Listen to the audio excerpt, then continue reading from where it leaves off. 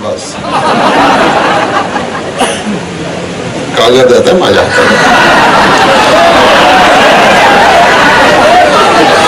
बस बस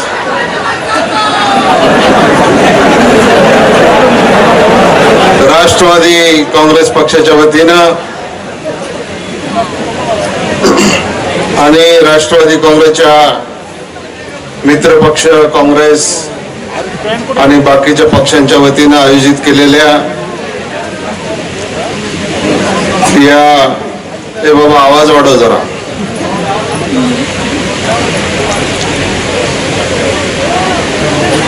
या मेळाव्याच्यासाठी आणि त्याचबरोबर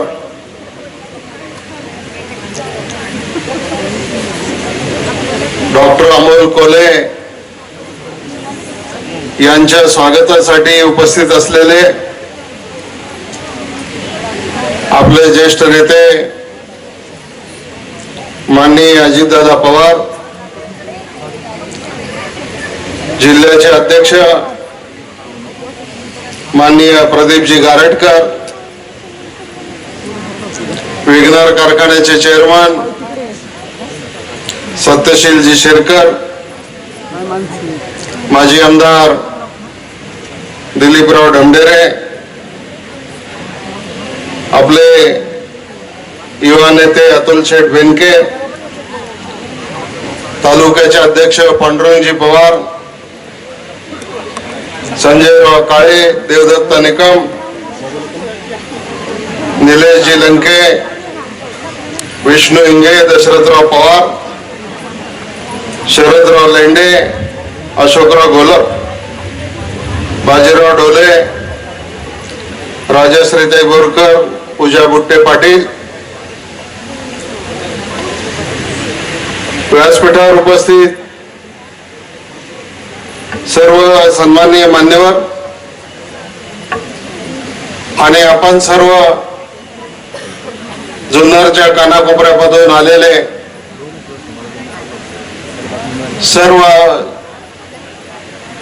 कार्यकर्ते बंधू आणि भगिनींनो आणि नागरिको, आज काँग्रेस आणि राष्ट्रवादी पक्षाच्या वतीनं या स्वागत सोहळ्याचं आयोजन केलेलं आहे आणि त्याचं कारण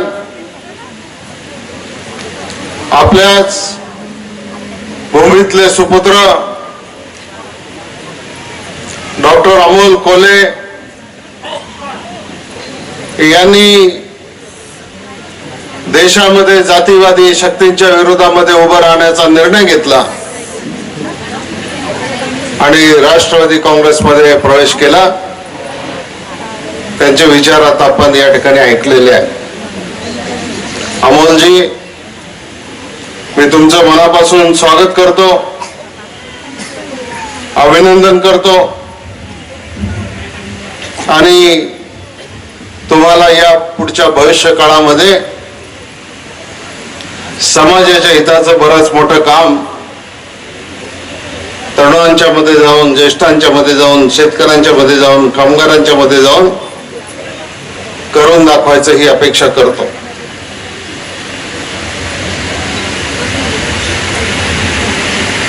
निवडणुका आल्या, महिन्या 2 महिन्याने लोकसभेची निवडणूक होणार आहे, 6 महिन्याने विधानसभेची निवडणूक होणार आहे.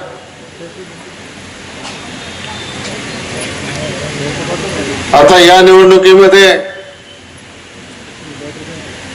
आपला उमेदवार कोण असणार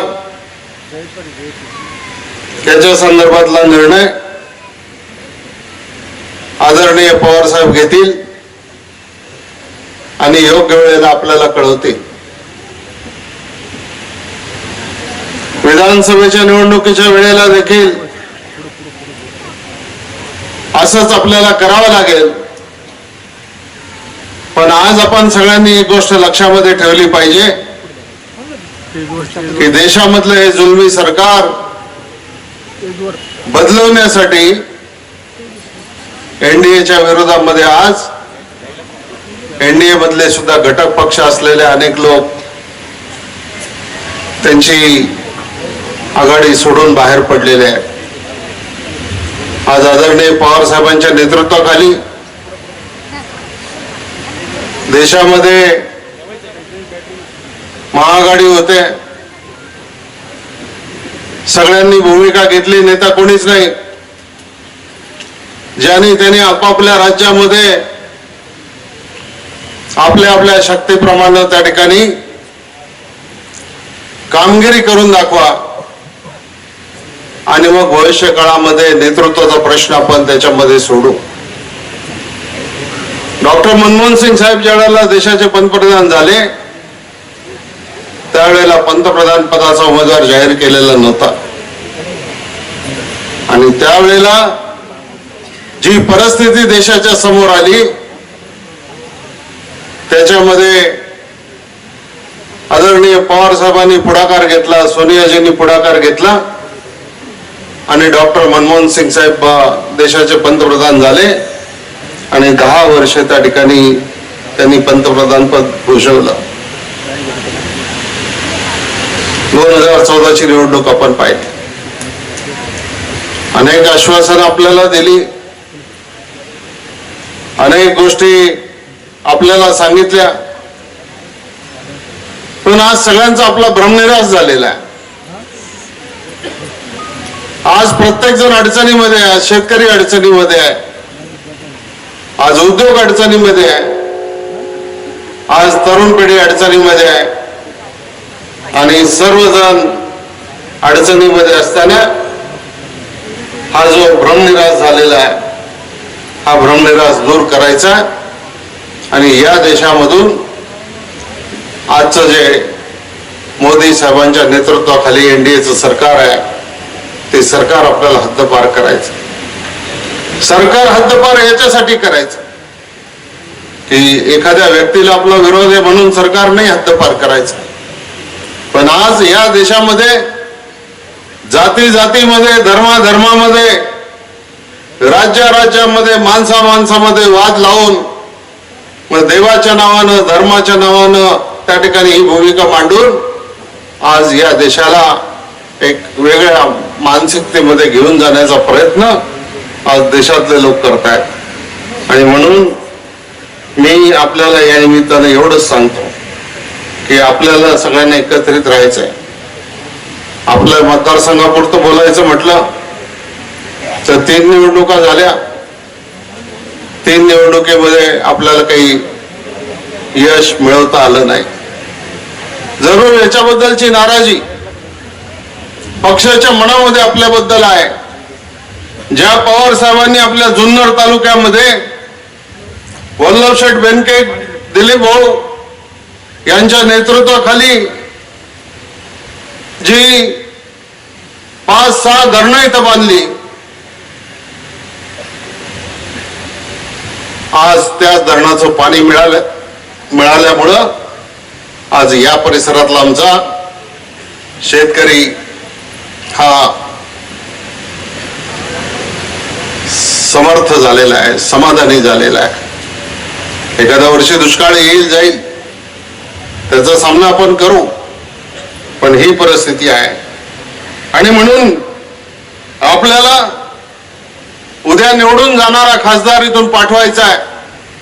अमोल कोल्हेंनी अतिशय स्पष्ट शब्दामध्ये या ठिकाणी सांगितलं की खासदार गल्ली गल्लीत फिरलाच पाहिजे असं काही नाही. देशामध्ये धोरणं ठरवताना आज शेतकऱ्यांचे काय हाल आहेत, आज कशालाच भाव नाही. आज ऊसाची परिस्थिती तीच आहे, आज भाजीपाल्याची परिस्थिती तीच आहे, आज कडधान्याची परिस्थिती तीच आहे.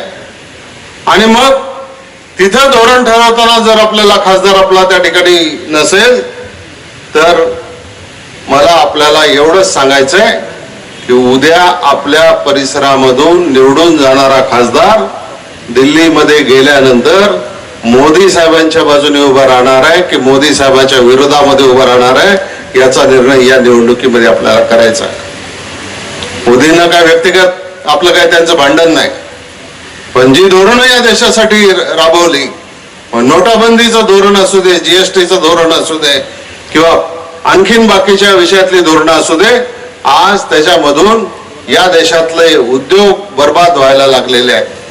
आज या देशामध्ये बेरोजगारीचं प्रमाण वाढायला लागलेलं आहे. आज तरुण माणसाच्या हाताला काम मिळत नाहीये. आज शेतीमध्ये सुद्धा शेतीच्या विकास वृद्धीच्या दरामध्ये त्या ठिकाणी घट झालेली आहे. ही परिस्थिती आज आपल्याला या देशामध्ये पाहायला मिळते आणि म्हणून आपण फक्त शांत राहून काम करा.